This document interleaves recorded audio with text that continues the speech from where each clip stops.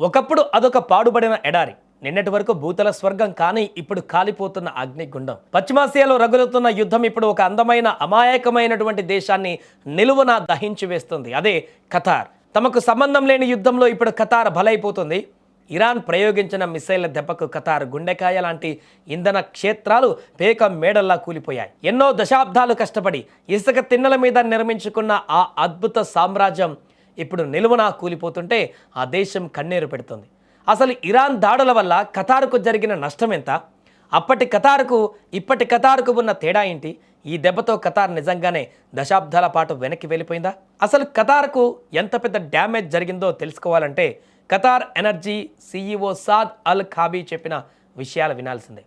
Iran చేసిన దాడుల వల్ల ఖతార్లోని అతిపెద్ద గ్యాస్ ప్రొడక్షన్ హబ్ అయినటువంటి రాస్ లఫాన్ తీవ్రంగా దెబ్బతింది. దీంతో పాటుగా ఏకంగా 17% లిక్విఫైడ్ న్యాచురల్ గ్యాస్ ఎగుమతుల సామర్థ్యం ఆవిరైపోయింది. సో దీనివల్ల ఖతార్కు జరిగినటువంటి ఆర్థిక నష్టం ఎంతో తెలుసా? అక్షరాల ఏటా $20 బిలియన్, అంటే మన కరెన్సీలో చెప్పాలంటే సుమారుగా 1,60,000 కోట్లు.